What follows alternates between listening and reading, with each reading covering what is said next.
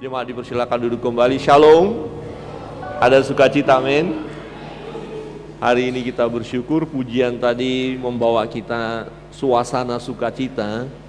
Ya, memang kita bersukacita bukan berarti semua beres, semua aman ya. Ya, sukacita kita oleh karena Tuhan. Jadi sukacita kita melimpah daripada Tuhan. Secara khusus hari ini adalah hari Pentakosta, hari memperingati pencurahan Roh Kudus. Ya, Roh Kudus, Roh penolong, Roh penghibur. Jadi kalau saudara sedih, Kudus bisa hibur kita. Ya, sesama kita terbatas menghibur, menguatkan, tetapi Roh Kudus tidak terbatas. Kita bersyukur untuk itu. Jadi sekalipun ada pergumulan, ada tantangan yang luar biasa kita hadapi, Roh Kudus itu bekerja. Roh Kudus bekerja, memberi kekuatan kepada kita sehingga kita mampu menghadapi berbagai tantangan dalam hidup ini, dan iman kita tidak goncang. Walaupun banyak peristiwa di sekitar kita yang mau menyerang kita atau sudah menyerang kita, mau membuat iman kita hancur.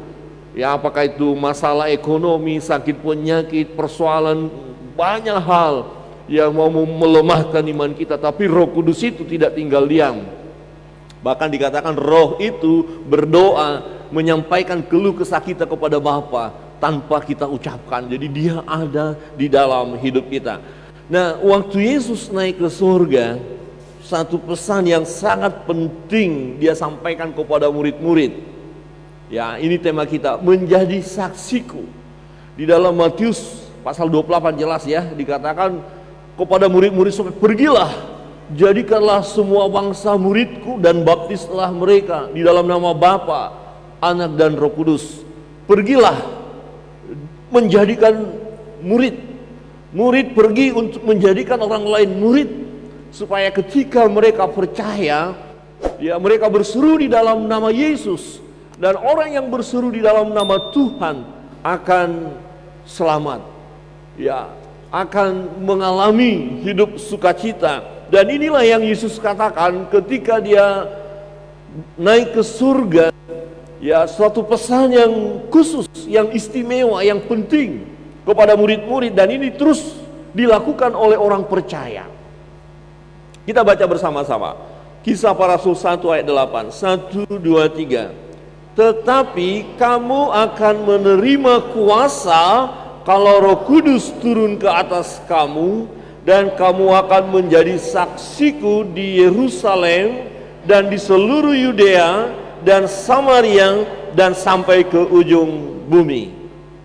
Kalau Roh Kudus turun atas kamu, kamu akan menerima kuasa.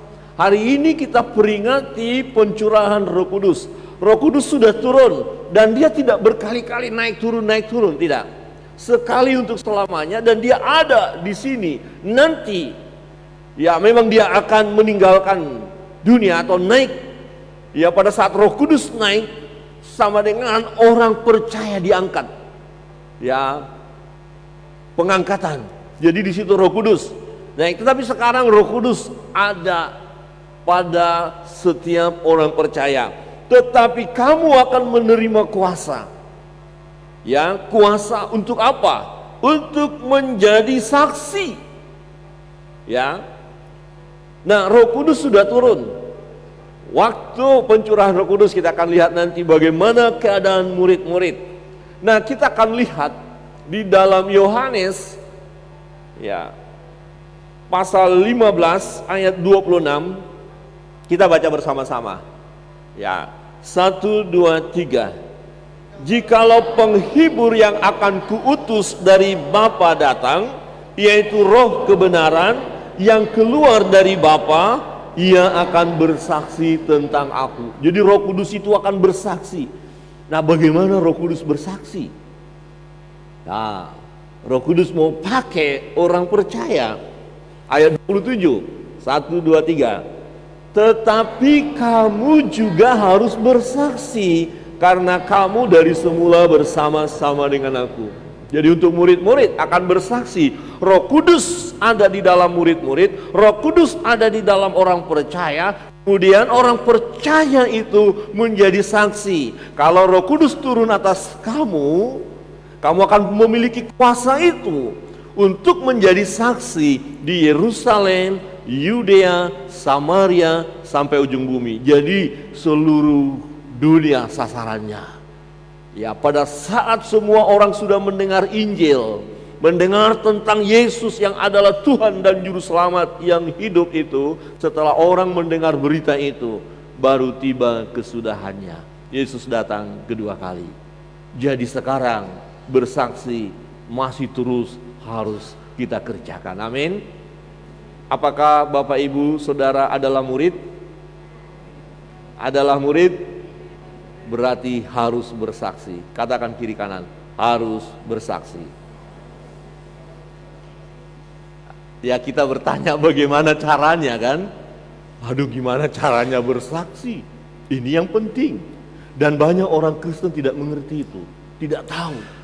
Jadi kerugian besar kalau saudara tidak tahu bahwa saudara dipanggil untuk menjadi saksi Kristus. Yohanes 15 ayat 16. Ya. Bukan kita yang pilih Yesus, tapi Yesus pilih kita, dan kita ditetapkan pergi dan menghasilkan buah. Ini panggilan Tuhan untuk semua orang percaya, dan Roh Kudus itu sudah turun. Ya. Murid-murid mengalaminya. Kemudian mereka bergerak sedemikian rupa.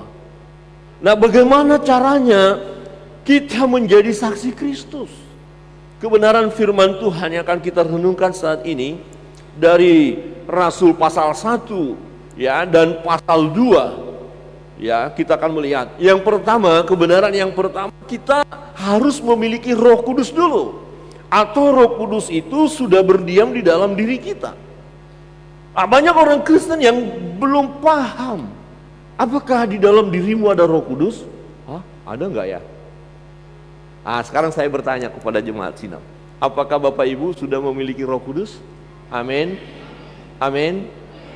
Puji Tuhan. Nanti pertanyaannya, apakah Bapak Ibu sudah bersaksi? Amin. Amin sebagian. Sebagian belum amin. Pak Pendeta, saya kan belum tahu caranya, itu kan baru mau kita pelajari. Oh iya ya. Terus gimana caranya? Cara yang pertama, kita harus miliki dulu Roh Kudus. Atau Roh Kudus sudah berdiam di dalam diri kita. Nah, bagaimana caranya supaya Roh Kudus berdiam dalam diri kita? Apakah perlu ada di antara kita berkata, Pak Pendeta, aku mau supaya Roh Kudus ada padaku, tolong tumpangkan tangan. Dan Pak Pendeta berkata, ayo Roh Kudus, masuk, masuk, masuk, cepat masuk. Apa begitu? Tidak. Ya, tidak seperti itu. Nah, pencurahan Roh Kudus sudah terjadi sekali untuk selama-lamanya. Ya, pencurahan yang dimaksudnya turunnya Roh Kudus dari Bapa. Jadi dia tidak kembali kepada Bapa, kemudian turun lagi, besok-besok pergi lagi kepada Bapa, turun lagi.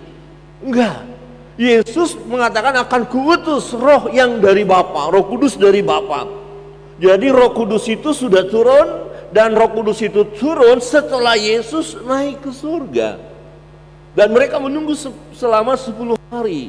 Dan hari Pentakosta, hari yang ke-50 setelah kebangkitan Yesus, Roh Kudus turun. Dan menarik, peristiwanya luar biasa. Waktu itu murid-murid menanti dengan sabar. Mereka berdoa. Minggu lalu kita sudah belajar firman itu. Berdoa menantikannya. Mereka bersama-sama di satu tempat menunggu. Kamu harus menunggu di Yerusalem, jangan kemana-mana. Setelah nanti Roh Kudus itu turun, mereka punya kuasa untuk bersaksi, barulah pergi kemana-mana.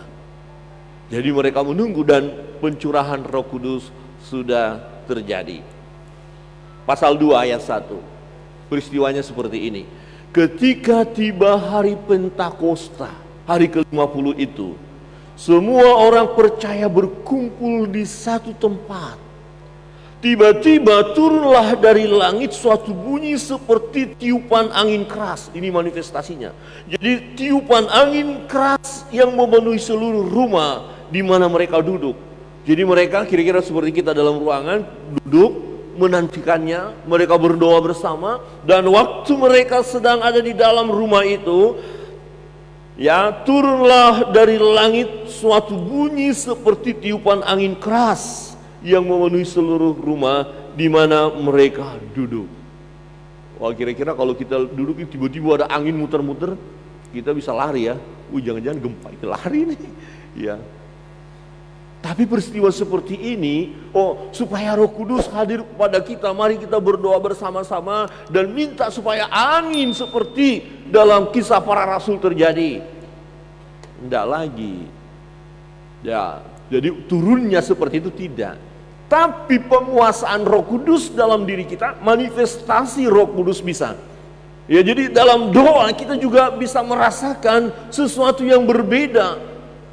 Yang berbeda dengan sebelumnya. Ya biasa kita berdoa Tuhan bla bla, ya amin, pergi, bisa saja. Tapi ada satu waktu di mana Roh Kudus kita bisa rasakan hadiratnya. Memang dia hadir, tetapi ini berbeda, ada sesuatu yang mau dinyatakannya.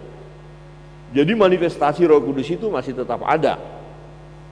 Tiba-tiba turunlah dari langit suatu bunyi seperti tiupan angin keras. Dan ya dikatakan yang memenuhi seluruh rumah di mana mereka duduk.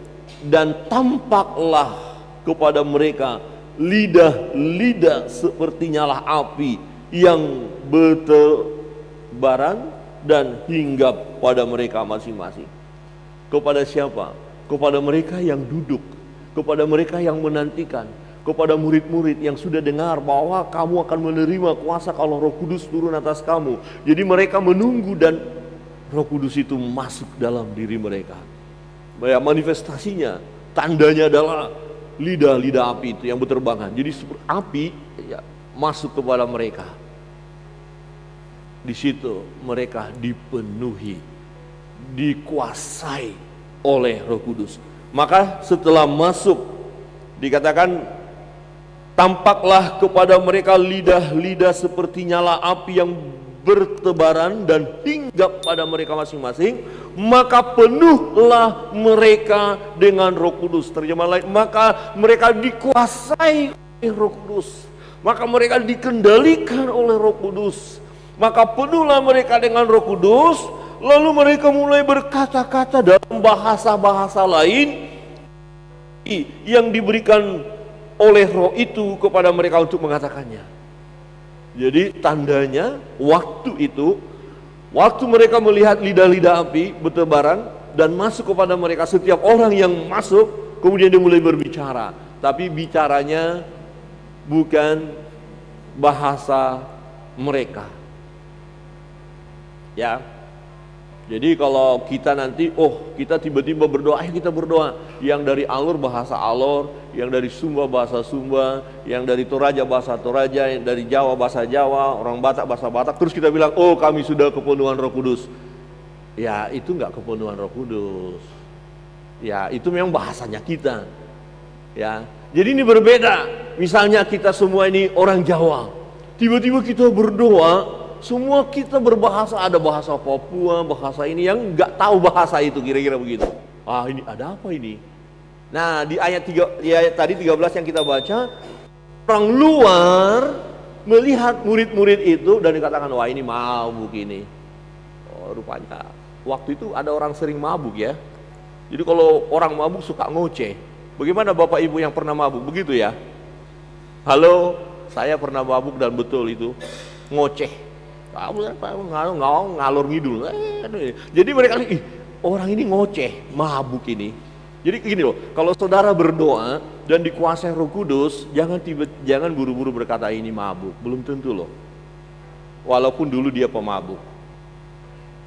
Ya, bapak-bapak yang dulu pemabuk tiba-tiba berdoa serius banget. Tuhan Yesus. Mabuk. Enggak, dia sedang serius berdoa. Ada amin. Jadi kalau serius berdoa, jangan pada saat mabuk tentunya, jangan. Ya. Jadi orang bilang dia mabuk, enggak. Mereka sedang berkata-kata bukan bahasa mereka. Kira-kira begini, saya orang Batak, saya nggak tahu bahasa Alor. Tapi waktu saya khotbah tiba-tiba bahasa Alor. Nah itu dikendalikan oleh Roh Kudus. Jangan bilang saya mabuk. Tadi pagi saya nggak minum. Ya. Seperti itu. Nah ada satu kesaksian di Banyuwangi, ada dalam persekutuan doa mereka. Jadi waktu berdoa tiba-tiba seorang nenek simbah berdoa dan berbahasa Inggris. Nah kemudian ibu gembalanya tahu dan ternyata ya memberikan sesuatu, mengingatkan sesuatu di gereja itu khusus kepada ibu pendeta yang mengerti.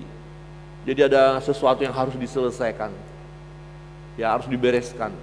Tapi ibu pendetanya malah bilang, kamu kenapa kamu ngomong begitu, bla bla, nggak terima. Loh, si nenek bilang, ngapain? Emangnya saya ngomong apa? Ya, emangnya saya pernah belajar atau apa? Enggak ya, waktu saya berdoa ya tiba-tiba ya Tuhan gerakkan. Dan saya ngomong seperti itu. Kira-kira seperti itu peristiwa dalam kisah para rasul ini. Jadi jelas mereka dipenuhi. Waktu itu pernyataan Roh Kudus, ya dalam bentuk lidah-lidah api. Dan tidak perlu seperti ini lagi yang kita butuhkan. Dan kita berkata harus seperti itu, baru saya yakin ada Roh Kudus di dalam diri saya. Enggak. Itu sekali. Ya, peristiwa waktu itu. Nah, itu manifestasinya bagi mereka. Kemudian mereka penuh dengan Roh Kudus. Pertanyaan bagi kita, apakah kita sudah penuh dengan Roh Kudus? Apakah saudara sudah penuh dengan Roh Kudus? Apakah saudara sudah dikendalikan oleh Roh Kudus? Sudah dipimpin hidup kita oleh Roh Kudus? Kapan Roh Kudus itu ada di dalam diri kita? Di dalam Efesus pasal 1 ayat 13, ini penting, sangat penting, perlu kita tanamkan di dalam diri kita. Efesus 1 ayat 13, minggu lalu sudah saya bacakan juga, ini saya kutip. Kita baca bersama-sama, 1, 2, 3. Di dalam Dia kamu juga, karena kamu telah mendengar firman kebenaran, yaitu Injil keselamatanmu, dan di dalam Dia kamu juga ketika kamu percaya dimeteraikan dengan Roh Kudus yang dijanjikannya itu. Ketika kamu percaya, ketika kamu percaya dalam hatimu bahwa Yesus Tuhan dan Juru Selamat, dan mengaku dengan mulut kita Yesus adalah Tuhan kita, ya, ikrar kita, kita akui Dialah Tuhan kita, Dialah Allah yang datang ke dunia menjadi manusia, bahkan mati di kayu salib, yang dikuburkan itu, tetapi pada hari yang ketiga Dia bangkit dari antara orang mati, dan kemudian Dia naik ke surga. Kita percaya Dia Tuhan, Dia Juru Selamat kita. Waktu saudara percaya, maka pada saat itulah saudara dimeteraikan dengan Roh Kudus. Saat itulah Roh Kudus ada di dalam diri saudara. Itu sebabnya ketika dibaptis, ya, mengikrarkan iman percaya kita kepada Tuhan, maka dikatakan baptislah mereka di dalam nama Bapa dan Anak dan Roh Kudus. Jadi orang yang sudah percaya Yesus, di dalam dirinya berdiam Roh Kudus, berdiam Roh Tuhan. Ada amin? Karena Roh Kudus sudah kita terima, karena itu pergilah, karena itu jadilah saksi. Dan waktu engkau memiliki Roh Kudus itu, engkau punya kuasa. Ketika murid, ya, kepenuhan Roh Kudus, dihinggapi oleh Roh Kudus, berdiam Roh Kudus dalam dirinya. Untuk apa Roh Kudus? Ya, menolong murid-murid untuk bersaksi. Ya, ada kuasa yang akhirnya dimiliki oleh murid-murid, ada kuasa yang kita miliki. Ayat 14, 1, 2, 3. Dan Roh Kudus itu adalah jaminan bagian kita sampai kita memperoleh seluruhnya, yaitu penebusan yang menjadikan kita milik Allah untuk memuji kemuliaannya. Dia permanen tinggal di dalam kita sampai akhirnya semua janji-janji itu digenapi dalam diri kita, termasuk keselamatan yang akan kita peroleh nanti. Saat ini hanya iman, keyakinan kita. Nanti baru kita masuk surga. Sekarang kan belum. Tapi ada keyakinan kita bahwa kalau kita mati pasti masuk surga. Ada amin? Coba lihat kiri kanan. Kalau agak ragu-ragu, tanya, masa kamu masuk surga? Ya iyalah. Iya, jangan ragu-ragu. Oh, tapi kemudian, oh kalau begitu enak dong, saya percaya Yesus, pasti mati masuk surga, udah hidup ini bebas saja. Oh nanti dulu, tidak seperti itu. Nah inilah artinya tanda dipenuhi oleh Roh Kudus. Apa tandanya? Ada perubahan di dalam hidupnya, ada perubahan di dalam pikirannya, ada perubahan di dalam kata-katanya, ada perubahan dalam perbuatannya. Jadi dikontrol oleh Roh Kudus, dipenuhi oleh Roh Kudus, tandanya tidak lagi kita harus menantikan ada lidah-lidah api datang kepada kita, tidak. Tetapi dengan iman kita percaya kepada Yesus dan kita buktikan ternyata terjadi perubahan dalam hidup kita. Salah satunya, Dia menginsafkan kita dari segala dosa dan kesalahan kita. Waktu saudara melakukan kesalahan, percayalah, dan saya terlalu sungguh percaya hal itu. Mungkin hari ini satu contoh, jam ini kita begitu marah luar biasa, begitu sakit hati luar biasa, begitu jengkel luar biasa, sampai pikiran kita jahat, perkataan kita jahat. Tetapi kemudian beberapa menit kemudian kita sadar, aduh Tuhan, kenapa saya jadi begitu ya? Ampuni saya Tuhan. Nah, yang mengingatkan kita tentang dosa, itulah Roh Kudus yang bekerja di dalam diri kita. Tadi Bu Gembala ada kutip ya dalam doa juga, di mana kita mendukakan hatinya. Artinya gini, kita sadar dan Roh Kudus yang menyadarkan kita ada dosa, tapi kita tidak mau berubah. Kita tidak mau meninggalkan dosa itu. Nah, Roh Kudus itu berduka. Maka firman Tuhan kata, jangan mendukakan Roh Kudus yang ada pada kamu. Nah, tubuhmu adalah bait Allah, di mana Roh Kudus berdiam di dalam tubuhmu, di dalam tubuh kita. Tuhan katakan. Nah, apakah kita sering mendukakan Roh Kudus? Mungkin kita akan berkata, ya sering. Atau mungkin juga kadang-kadang. Atau mungkin juga jarang lah ya. A, jarang-jarang. B, ini pilihan berganda. B, ya sesekali. C, sering sekali. Nah, kalau ini soal buat kita, satu soal saja.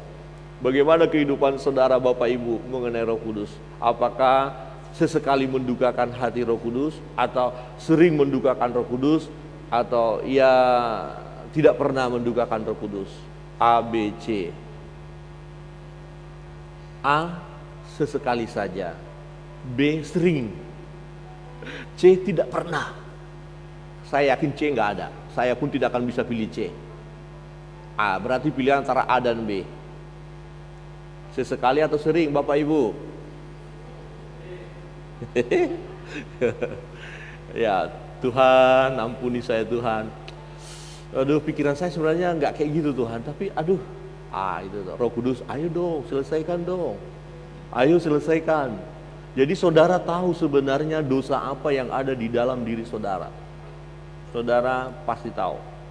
Saya tidak tahu, orang lain tidak tahu. Kenapa saudara tahu? Roh Kudus itu bekerja. Tadi malam lu bikin apa? Pikirannya kemarin bagaimana? Sakit hatimu udah selesai belum? Sudah minta maaf belum? Kemarin kamu mencuri punya temanmu itu? Sudah ngaku belum? Aduh, banyak banget ya. Apabila kita mengakui segala dosa dan kesalahan kita, Ia setia dan adil dan akan menyucikan, menguduskan kita dari setiap dosa dan kesalahan kita. Jadi Roh Kudus itu mengingatkan, akui saja, jangan berdalih, akui saja di hadapan Tuhan. Ya, masuk kamar berdoa. Ya, kalau mau menangis silakan menangis.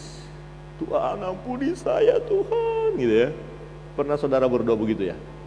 Bukan karena mabuk loh ya, tapi karena memang hati. Ada juga orang berdoa serius tapi mabuk ada. Itu dulu pernah saya lakukan waktu anak muda.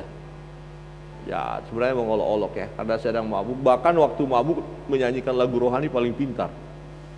Iya, kalau disuruh ke gereja nyanyi ya nanti ya ke gereja, tidak mau. Tapi coba di tekongan pada saat sudah minum ya. Ini pengalaman loh ya, pengalaman. Jadi kami anak-anak muda waktu itu minum. Jadi lagunya lagu rohani saudara. Dan kita nggak merasa bersalah, justru mantap. Nadanya kemana, suaranya kemana, pokoknya jalan aja. Oh, Bayangkan aja bisa, Yesus kawan yang sejati, bisa lari, Ibu kita Kartini, bisa disambung-sambung, muter-muter loh. Ini kacau. Dan waktu itu orang tua keluar dari rumah dan kita dimarahi. Lagu rohani dinyanyikan dengan mabuk, enggak benar lagi. Wah, kita kabur. Itu dulu, waktu belum bertobat. Coba kalau punya pengalaman bersama dengan saya, katakan itu dulu. Atau masih sekarang? Tidak ya. Jadi bagaimana dipenuhi Roh Kudus?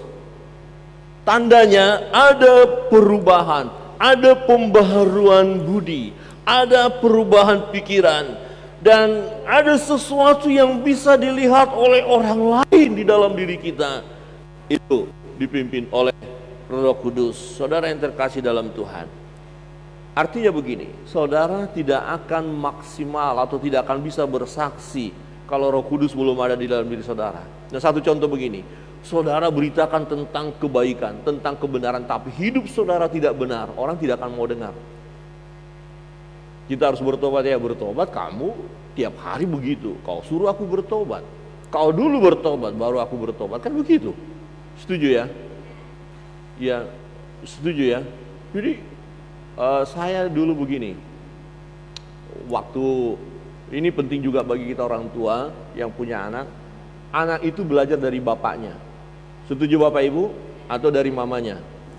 Kalau lihat anak-anak itu, perempuan misalnya bla bla bla suka begini, bla bla bla bla bla bla, itu kayaknya mamanya seperti itu. Oh, kalau bapaknya suka keras, anaknya biasa keras. Main apa? Hantam, anak itu suka hantam itu. Bener. Ya, jadi saya lihat orang-orang tua, bapak-bapak itu kan asik itu merokok. Saya mau sebut saya merokok kan. Jadi kita waktu anak-anak itu ingin merokok dong. Kayak kita lihat gayanya itu, mantap. Wih, keren banget. Bahkan buat letter apa itu? Ini pelajaran dulu. Oh, belum.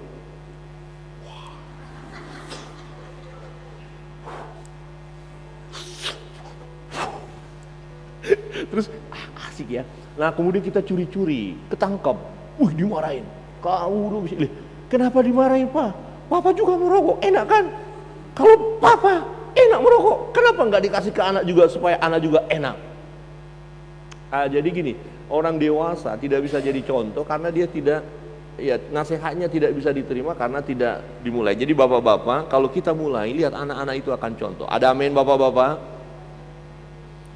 Besok tidak ada lagi yang merokok. Oh haleluya. Ibu-ibu, amin. Benar, kalau ibu-ibu, lihatlah anak perempuan kita nanti. Saudara yang terkasih dalam Tuhan, itu contoh kecil saja ya. Ya, jangan ada yang sakit hati ya. Kalau tersinggung dikit bolehlah, tapi diikuti dengan pertobatan. Kebenaran yang kedua, Bapak Ibu Saudara yang terkasih dalam Tuhan. Ya, kita harus mengizinkan Roh Kudus bekerja di dalam diri kita. Izinkan Dia. Ya, miliki kepekaan. Ya, Tuhan ingatkan kita kemudian, ya Tuhan, saya mau. Ya, Rasul Paulus ketika dia memberitakan firman, dia hendak ke satu kota, Roh Kudus halangi, jangan dulu. Ya, dia mau ke sana. Waktu dia diingatkan oleh Roh Kudus, harus sekarang ke sana, ke satu tempat, dia pergi. Ya, ada tanda. Nah, kita harus mengizinkan Roh Kudus bekerja dalam diri kita. Para rasul mengizinkan Roh Kudus menguasai mereka. Penuhlah mereka. Jadi mereka tidak merasa ini sesuatu yang aneh.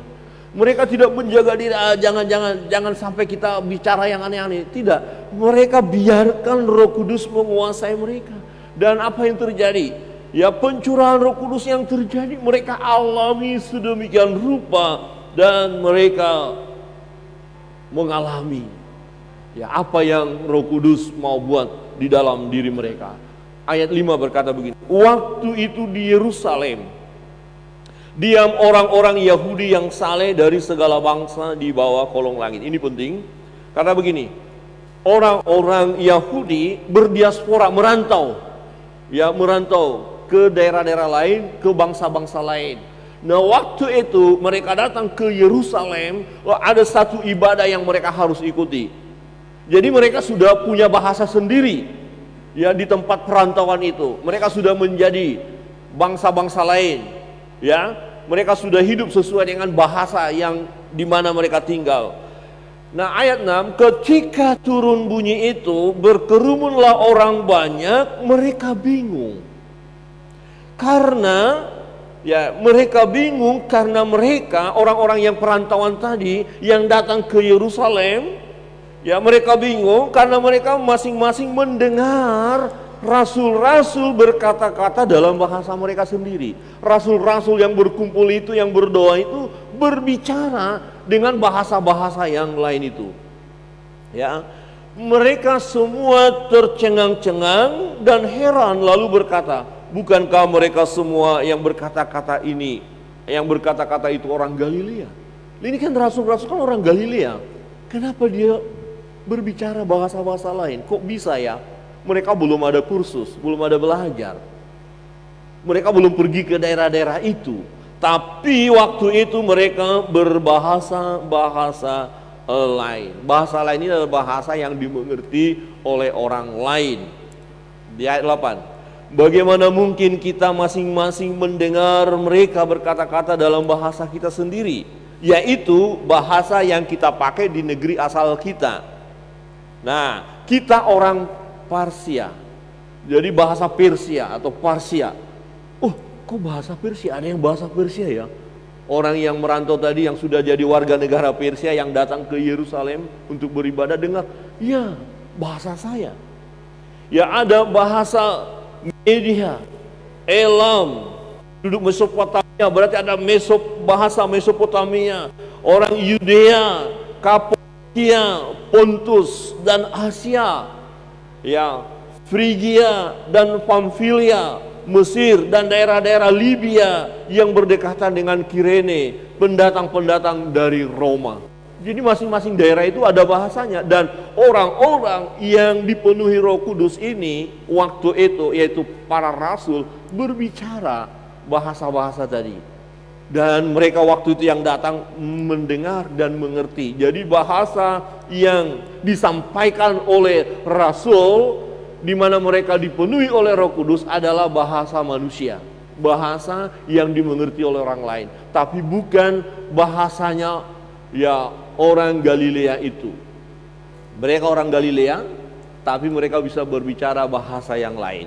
Saudara yang terkasih dalam Tuhan, ini sesuatu yang luar biasa.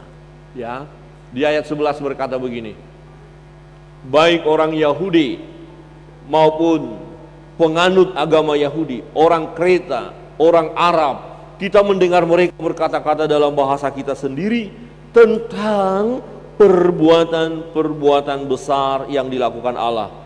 Mereka semua tercengang, dan sangat termangu-mangu sambil berkata seorang kepada yang lain, apakah artinya ini? Ini peristiwa pertama kali terjadi waktu itu. Jadi mereka heran, ada apa ini?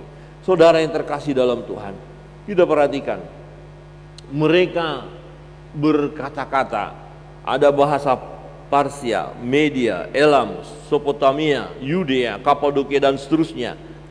Nah, hal ini menunjukkan kepada kita bahwa banyak bangsa yang akan mendengar Injil. Jadi orang-orang yang datang itu mendengar rasul-rasul berbicara tentang kemuliaan Allah, tentang Allah. Jadi mereka bersaksi, dan orang-orang yang datang dengan bahasa mereka mengerti karena rasul-rasul berbahasa dengan bahasa mereka, bahasa orang-orang yang datang itu. Wah, ini sesuatu yang luar biasa. Nah, jadi saudara yang terkasih dalam Tuhan, hal ini menunjukkan kepada kita banyak bangsa yang akan mendengar Injil, dan ini yang Tuhan mau. Dan akhirnya mereka percaya dan diselamatkan. Jadi murid-murid harus bersedia dipakai oleh Roh Kudus kepada bangsa-bangsa. Harus bersedia. Salah satunya Rasul Paulus dikatakan menjadi rasul bagi bangsa-bangsa lain. Jadi mulai mereka pergi memberitakan Injil. Ini satu pergumulan saat ini. Pergumulan gereja. Karena orang-orang percaya ya mulai hanya berada di zona nyaman. Gereja hanya memikirkan ke dalam. Pernahkah kita berpikir bagaimana kita mengutus utusan Injil ke desa sana, ke kota sana, ke pedalaman sana, ke pulau sana? Apa hanya kita berpikir gedung kita harus mewah, fasilitas kita harus bagus, kita harus nyaman? Nah, ini persoalan gereja saat ini. Ada kecenderungan, ini dalam penelitian ya, ada kecenderungan gereja berfokus kepada diri sendiri. Uang gereja semuanya untuk fasilitas gereja, senang-senang. Dana yang mereka keluarkan untuk misi berapa persen? Sedikit sekali. Ya, hanya untuk pesta-pesta, sukacita, itu jauh lebih besar. Dan bukan itu sebenarnya ya di hati Tuhan. Ya, karena bagaimana orang-orang yang belum mendengar Injil.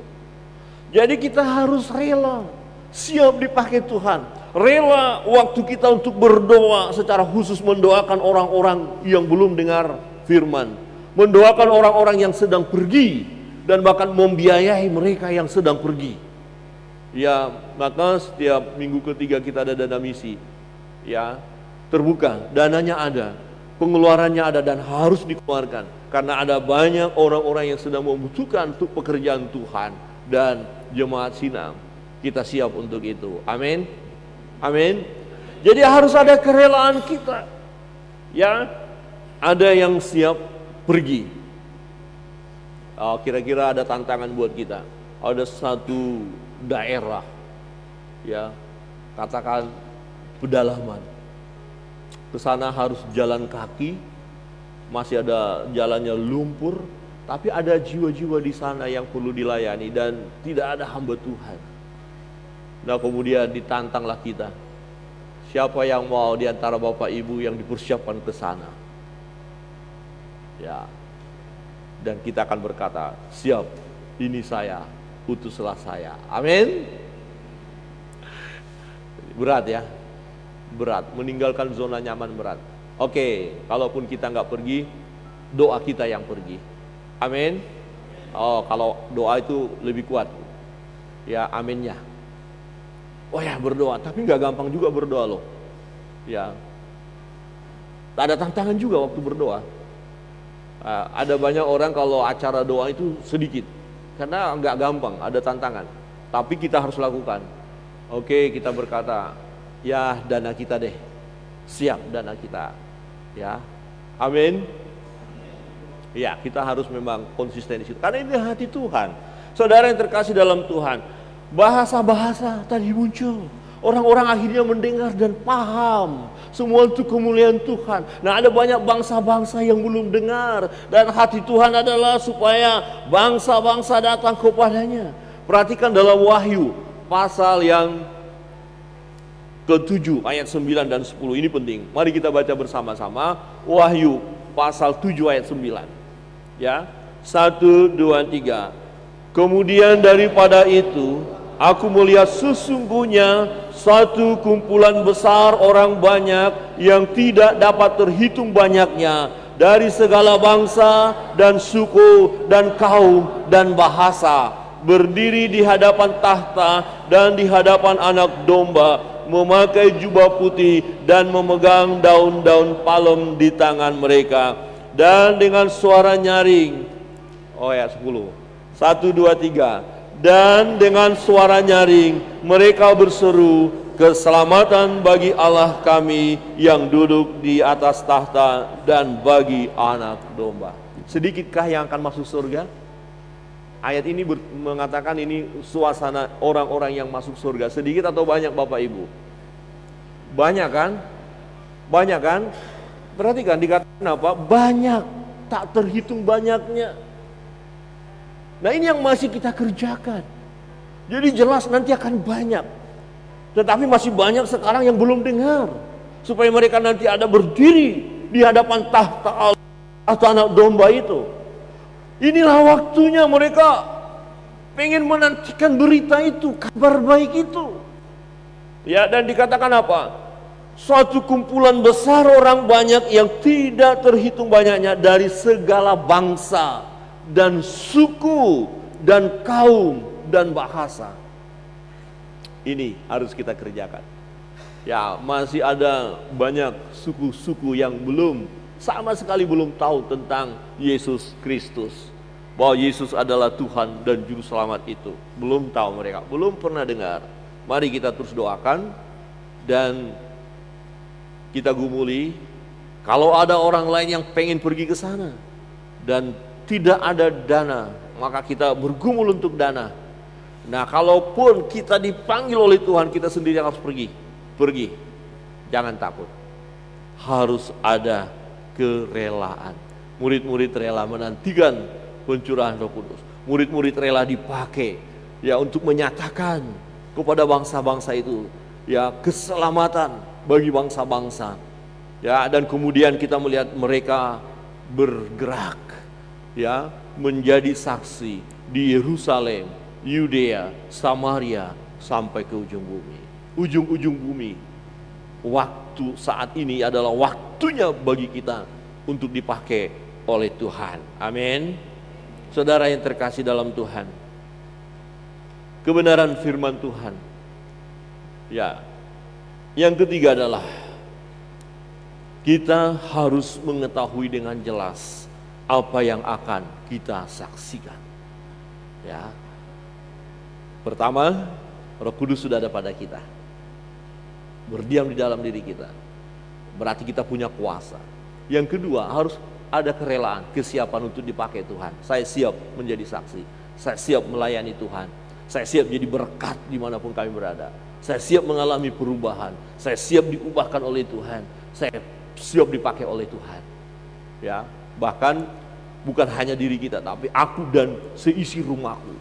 Ya, untuk melayani Tuhan. Dan yang ketiga, kita harus tahu apa yang harus kita saksikan. Nah, pencurahan Roh Kudus sudah terjadi. Nah, di Kisah Para Rasul 2 tadi ayat 11, ya, mereka menceritakan kemuliaan Tuhan, perbuatan Tuhan yang ajaib. Jadi kita bersaksi pertama tentang Yesus. Ya, siapa Yesus?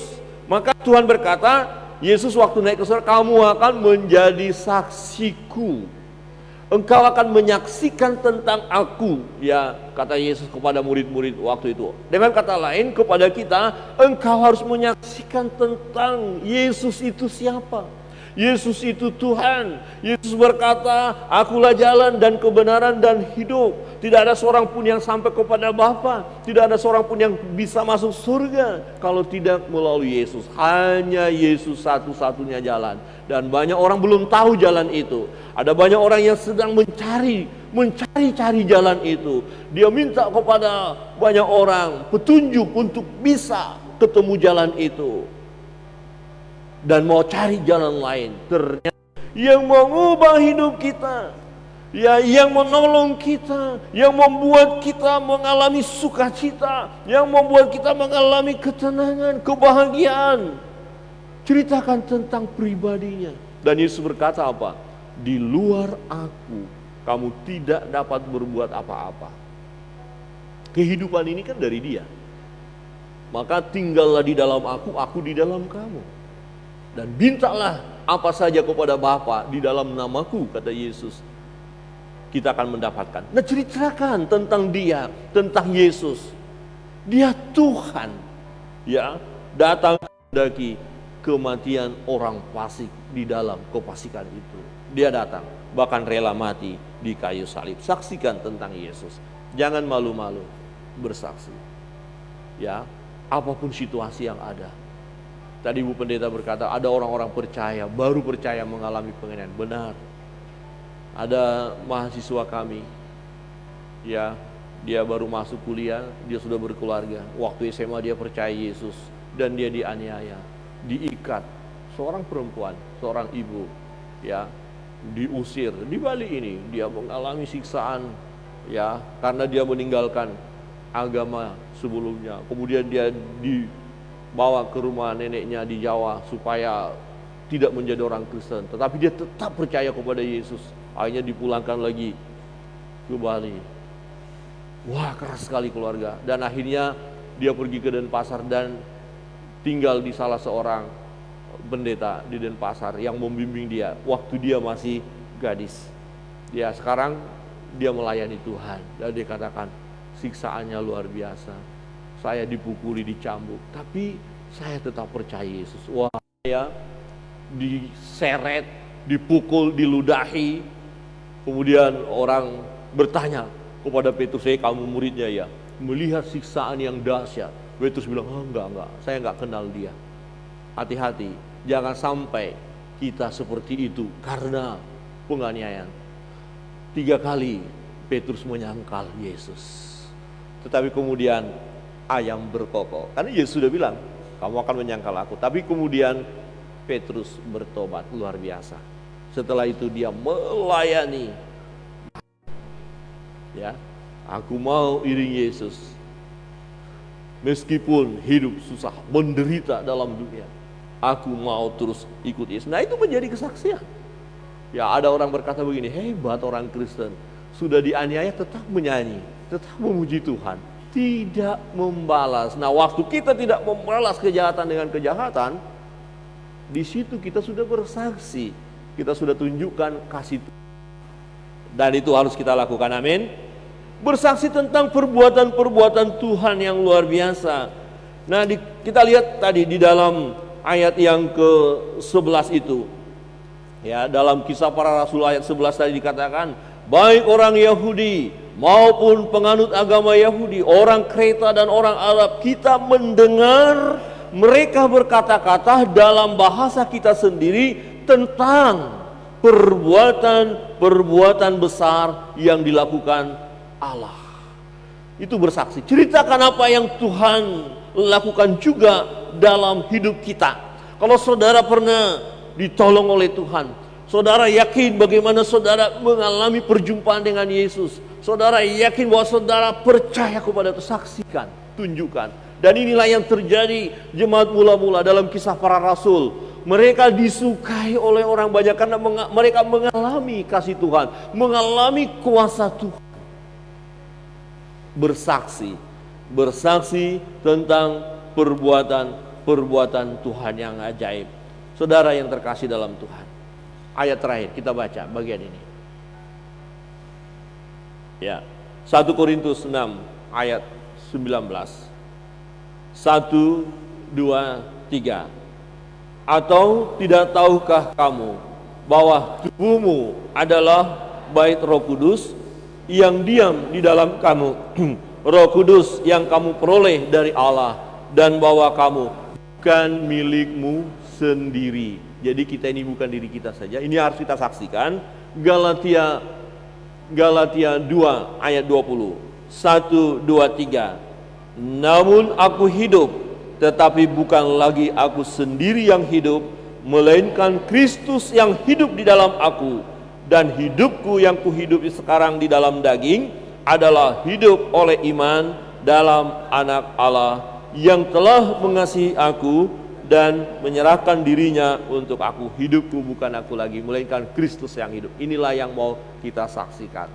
Ya, pemain musik maju ke depan dan pemimpin pujian singer. Bapak Ibu Saudara yang terkasih dalam Tuhan, hidupku bukan aku lagi. Saksikanlah, lihat bahwa memang kita sudah diubahkan oleh Tuhan. Dan orang lain melihat kita, orang itu sudah berubah. Aku mau juga mengalami perubahan. Ada orang yang bertobat, saudara, karena melihat orang yang tadinya jahat ternyata bertobat. Dan orang itu bersaksi, saya nggak bisa bertobat karena diberitahu oleh orang lain.